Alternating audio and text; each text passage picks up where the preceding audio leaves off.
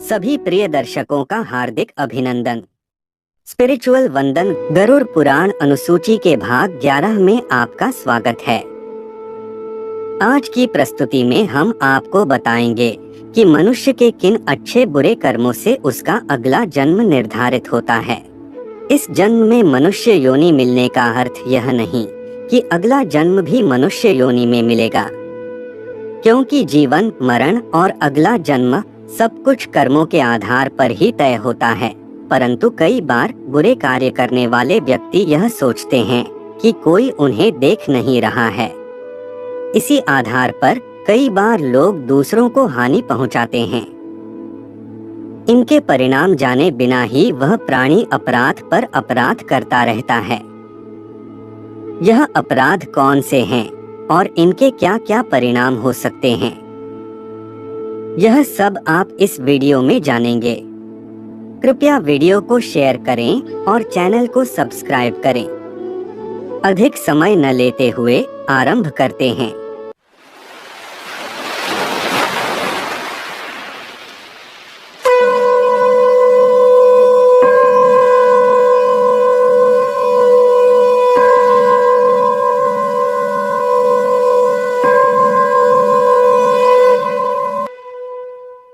गरुड़ ने कहा, हे सुरश्रेष्ठ, मनुष्यों को स्वर्ग और नाना प्रकार के भोग, सुख, रूप, बल, बुद्धि एवं पराक्रम यह सब पुण्य के प्रभाव से ही प्राप्त होते हैं।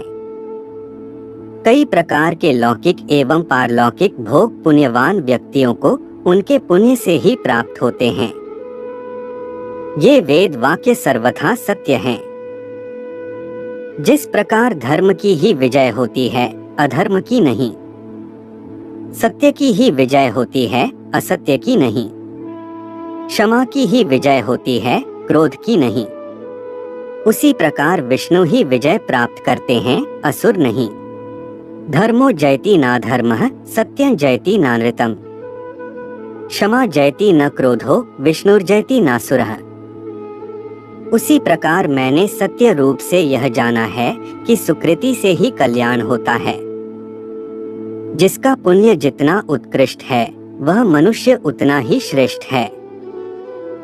जिस प्रकार पापी जन्म लेते हैं, जिस कर्मफल के अनुसार जीव जिस भोग का भागी होता है, वह जिन जिन योनियों को जिस रूप में प्राप्त करता है, जैसा उसका रूप होता है, वह सब मैं सुनना चाहता हूँ।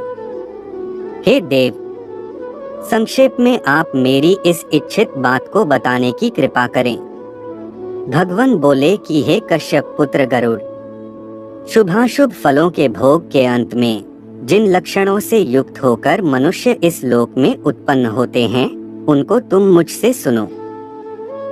हे पक्षी श्रेष्ठ, इस लोक में आत्मज्ञानियों का शासक गुरु है, दुरात्माओं का शासक राजा है और गुप्त रूप से पाप करने वाले प्राणियों का शासक सूर्यपुत्र यम है। गुरुरात्मवता शास्ता राजा, शास्ता दुरात्मना, यह प्रच्छन्न पापानाम शास्ता वैवस्वतो यमः। अपने पापों का प्रायश्चित न किए जाने पर उन्हें अनेक प्रकार के नरक प्राप्त होते हैं। वहाँ की यातनाओं को भोगकर प्राणी मृत्यु लोक में जन्म लेते हैं। मानव योनि में जन्म लेकर वे अपने पूर्व पापों के जिन चिन्हों से युक्त रहते हैं, मैं उन लक्षणों को तुम्हें बता रहा हूँ। सभी पापी यमराज के घर पहुंचकर नाना प्रकार के कष्ट सहन करते हैं। जब उन यातनाओं से उन्हें मुक्ति प्राप्त होती है तो उनके पापों का उस प्राणी के शरीर पर चिन्हांकन होता है। उन्हीं चिन्हों से संयुक्त होकर वे पुनः इस पृथ्वी लोक में जन्म लेते हैं।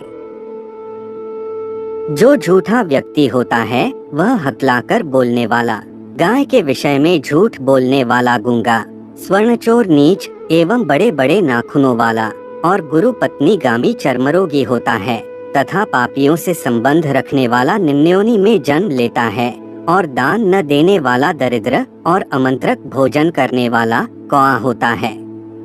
बिना परीक्षण किए हुए भोजन को ग्रहण करने वाले निर्जन वन में व्याघ्र बनते हैं। अन्य प्राणियों को बहुत क्रोध से बोलने वाले पापी बिलार की योनि में जन्म लेते हैं। कक्ष को जलाने वाले जुगनू बनते हैं। पात्र को विद्या न देने वाला बैल की योनि में जाता है। इसके अतिरिक्त ब्राह्मण को बासी अन्न देने वाला कुत्ते की योनि में जाता है।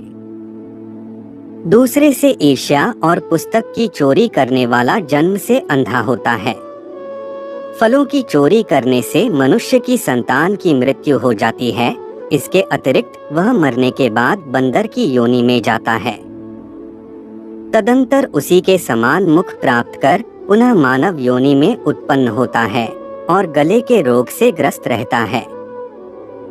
वस्त्रों की चोरी करने वाला गोह की योनि में जाता है। विष देने वाला वायुभक्षी सर्प बनता है। गुरुपत्नीगामी निश्चित ही गिरगिट की योनि में जाता है। जो व्यक्ति कुआं, बावली, तालाब व अन्य जल युक्त स्थानों को तोड़कर नष्ट करता है, उसका अगला जन्म मत्स्य के रूप में होता है।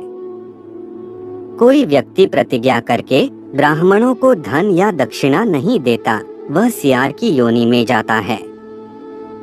चोरी करने वाला सुअर बनता है। जो पुरुष पैरों से अग्नि का स्पर्श करता है, उसे बिलौटे की योनि मिलती है।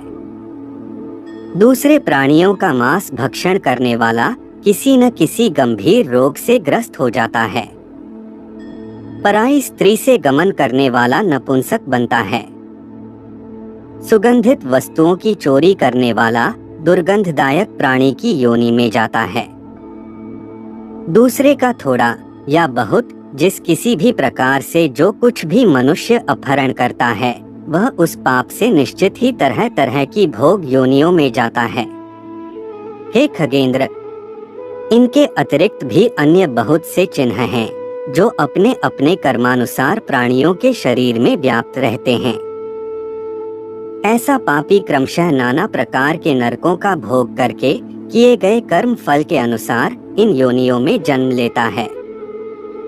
उसके बाद मृत्यु होने पर जब तक शुभ और अशुभ कर्म समाप्त नहीं हो जाते, तब तक वह सभी योनियों में सैकड़ों बार उसका जन्म होता है। इसमें कोई संदेह नहीं है। हे गरुड़, देव और मानव योनि में जो दान तथा भोगादि की क्रियाएं दिखाई देती हैं, वे सब कर्मों के अनुसार मिलने वाला फल हैं। घोर अकर्म से और काम क्रोध के द्वारा अर्जित जो अशुभ पाप हैं, उनसे नरक प्राप्त होता है तथा वहां से जीव का उद्धार नहीं होता। आज के लिए केवल इतना ही। अब हमारी भेंट गरुड़ पुराण के एक और नए भाग के साथ होगी। तब तक के लिए जय जय श्री राम।